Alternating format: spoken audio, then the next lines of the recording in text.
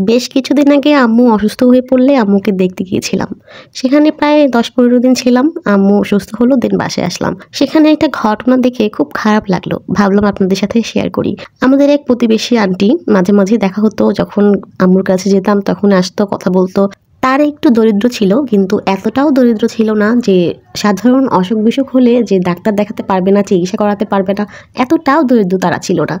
তার কিছুদিন আগে পায়ের মধ্যে কাঁচ ঢুকেছিল। দেন সেটা খুব একটা ভালো মতো তারা কেয়ার করেনি, চিকিৎসা করেনি। এই ফার্মেসি থেকে ওষুধ-টষুধ খেয়ে কাঁচ বের করে খুব একটা যত্নাত্তি করা হয়নি সেই বিষয়টায়। কিছুদিনের মধ্যে ভালো হয়ে গিয়েছিল, আবার কয়েকদিন পরে শুনলাম যে সে আবার অসুস্থ হয়ে গেছে। তার পায়ে আবার ব্যথা, ইনফেকশন হয়েছে। দেন আবার ওই ফার্মেসি থেকে হয়তো কোনো ব্যথার ট্যাবলেট বা ঘা শুকানোর ওষুধ এনে লাগিয়েছিল, কিন্তু তেমন একটা কাজে দিচ্ছিল না। অনেকদিন অসুস্থ হয়ে থাকতে কোনো চিকিৎসা না করাতে তার পায়ে না পচন ধরে যায়।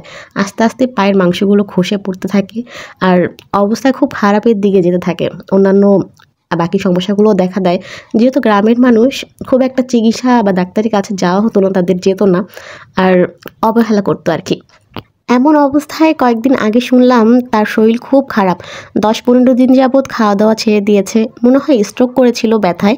এত পরিমাণ ব্যথা ছিল, কিন্তু কি হয়েছিল আসলে কেউ জানে না, তার ফ্যামিলি মানুষও জানে না। কারণ তাকে আর ডাক্তারের কাছে নিয়ে যাওয়া হয়নি।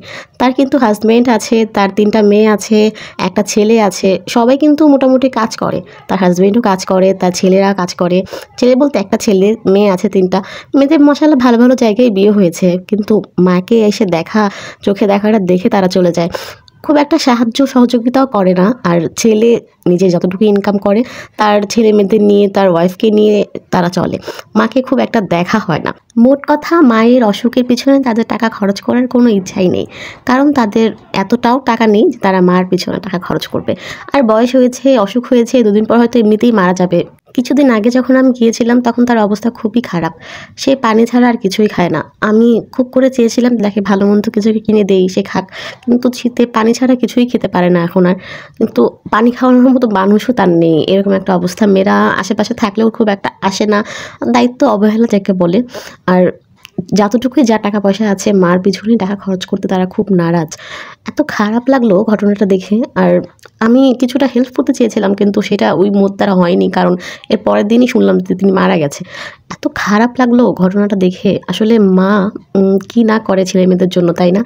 কিন্তু সেই মা-বাবা যখন বয়স্ক হয়ে যায়, যাদের যখন আর চলাফেরার মতো সামর্থ্য থাকে না, টাকা পয়সা থাকে না, তারা বাচ্চাদেরকে এত কষ্ট করে বড় করেছে, কিন্তু সেই বাচ্চারা যে ছেলেমেয়েরা তাদেরকে দেখে না, কেমন লাগে তখন? আমি না আমার নিজ চোখে অনেক সন্তান, অনেক মা দেখেছি যে সন্তানরা মা-বাবার জন্য কি না করেছে। তাদেরও হয়তো টাকা নেই, তাদেরও আর্থিকভাবে ওরকম তারা সচ্ছল না। কিন্তু তারা মা-বাবার জন্য তাদের জীবনটা পর্যন্ত দিয়ে দিয়েছে।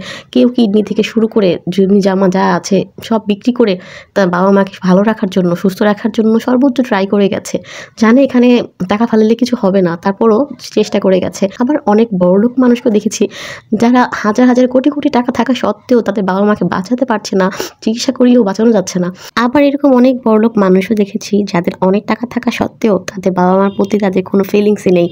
তাদেরকে সুস্থ করা বা তাদেরকে টেক কেয়ার করা, তাদেরকে ভালোবাসা প্রকাশ করার মতো কোনো সময় সুযোগ তাদের কাছে নেই।